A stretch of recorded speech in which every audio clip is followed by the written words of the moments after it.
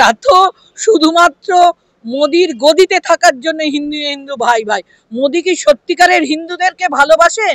তাহলে আদানি আম্বানির জন্য একরকম রুল আর সাধারণ হিন্দুদের জন্য আর এক রকম রুল। ভারতবাসী শুধুমাত্র এই গদি মিডিয়ার জন্য আর এই মোদি মিডিয়ার জন্য রাহুল গান্ধীকে ভুল বোঝেছে, তাদেরকে পাপ্পু বলে সম্বোধন। পশ্চিমবঙ্গে যেখানে দিদি এসআইআর, এনআরসি, সিএ, অনুপ্রবেশকারী রোহিঙ্গা এই সমস্ত নিয়ে রাজ্য রাজনীতির তোলপাড়, অন্যদিকে বিজেপির কেন্দ্রীয় বিজেপির আইটি সেলে প্রধান মুখপাত্র অমিত মালব্য বলছেন ভারতের জাতীয় সঙ্গীত নাকি সম্পূর্ণ বাংলা ভাষাতে নয়। এর আগেও আমরা দেখেছি বাংলা ভাষাকে তিনি কোট আনকোট বাংলাদেশি ভাষা বলে দাগিয়ে দিয়েছেন। কি বলবেন? যাদের শিক্ষা ও সংস্কৃতির অভাব তারাই এই কথা বলতে পারে। আজকে 47 সালে ভারতের স্বাধীনতা হয়ে গেছে এবং এত বছর হয়ে গেল, এবং জনগণ মন অধিনায়ক জয় হে রবীন্দ্রনাথের এই লেখা গানটা যদি বাংলায় না হয়ে থাকে তাহলে কোন ভাষায় হয়েছে আমার জানা নেই। হয়তো এর হিন্দি ভার্সন অমিত মালব্য নিজে করেছেন। যে এতদিন কিন্তু মানে পশ্চিমবঙ্গ কেন সারা ভারতবর্ষের কোথাও এই জনগণ মন অধিনায়ককে নিয়ে কোনো রকম কোনো দ্বিচারিতা বা দ্বিমত গঠন হয়নি। শুধুমাত্র এখনই দেখছি যখন এই মোদি গদিতে বসেছে, এর আগেও বাজপেয়ী সরকার বসেছিল, তখনও বিজেপি সরকার ছিল, তখন কিন্তু এইসব নিয়ে এত মানে উল্টো পাল্টা কথাবার্তা হয়নি। আসলে এদের সভ্যতা সংস্কৃতির খুবই অভাব, যার জন্য এরা এরকম কথা বলতে পারে। অন্যদিকে এই এসআইআর আতঙ্কে আমরা দেখতে পেলাম টলিগঞ্জের একজন দিলীপ সাহা তিনি আত্মঘাতী হলেন। সেই এইটা কোনোভাবে মনে হচ্ছে রাষ্ট্রীয় খুন? এটা হয়ে থাকে অবশ্যই, এটা রাষ্ট্রের তো দায়। কারণ আমি একজন এদেশীয় মানুষ, আমাকে যদি দাগিয়ে দেওয়া হয় আমি বিদেশি বলে, এটা আমার কাছে খুব লজ্জাজনক এবং আতঙ্কের ঘটনা, এবং আমার পরিবারের জন্য আতঙ্কের ঘটনা।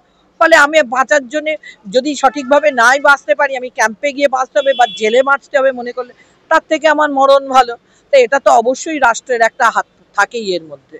অন্যদিকে দেখা যাচ্ছে অসম থেকে উড়িষ্যার ডিটেনশন ক্যাম্পে যাদেরকে পাঠানো হয়েছে তারা বেশিরভাগই সমস্ত হিন্দু বাঙালি, মুসলমান বাঙালি থেকে। তাহলে বিজেপির এই যে হিন্দু হিন্দু ভাই ভাই স্লোগান কোথায় গেল আজকে? ওটা তো শুধুমাত্র মোদির গদিতে থাকার জন্য হিন্দু হিন্দু ভাই ভাই। মোদি কি সত্যিকারের হিন্দুদেরকে ভালোবাসেন? তাহলে আদানি আম্বানির জন্য একরকম রুল আর সাধারণ হিন্দুদের জন্য আর এক রকম রুল হতো না? আপনি বাড়িতে একটা টিয়া পাখি রাখতে পারেন? পারেন না। তাহলে আম্বানির ছেলেকে কেন এত বড় ভাস্তারা করতে দিয়েছেন উনি? সত্যিকারের যদি হিন্দুকে ভালোবাসতেন তাহলে প্রত্যেকটা হিন্দুর প্রতি একই রুল করতেন। আদানি আম্বানির জন্য আলাদা রুল হতো না।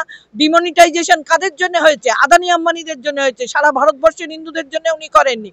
মুসলমানদের কথা বাদই দিলাম, ওনারা ওনাদের গদি বাঁচানোর জন্য যতটুকু প্রয়োজন ততটুকুই করেন, কোনো ভারতবাসীকে ভালোবেসে করেন না।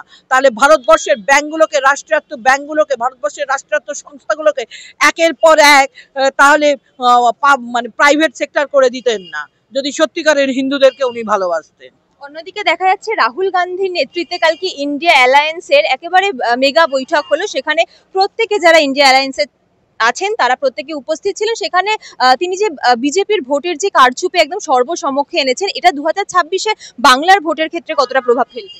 শুনুন, এটা তো আজ থেকে নয়। রাহুল গান্ধী যখন প্রথম গুজরাটে ভোট হয়, মহারাষ্ট্রে ভোট হয়, বারবার বলছে ভোটে কারচুপি হচ্ছে, এবং কারচুপি কিভাবে হচ্ছে সেটা উনি বারবার বোঝাতে চেয়েছেন।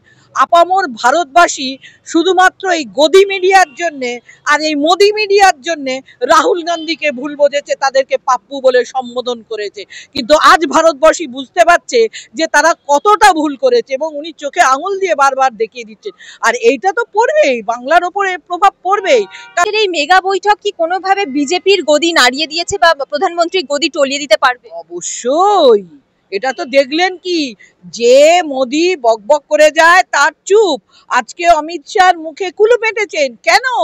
ওরা ভয় পাচ্ছে, কারণ সত্যটা মানুষের কাছে এবারে পেরেছেন। আমাদের রাহুলজি যে সৎ ব্যক্তি, এটা মানে প্রত্যেকজন প্রমাণ পেয়েছেন যে হ্যাঁ, রাহুল গান্ধী একমাত্র সৎ ব্যক্তি যে মানে বুকের পাটা সোজা করে সত্য কথাটা বলতে পারে, তার গদির লোভটা নেই, এবং সেটা দেখিয়ে দিতে পেরেছেন।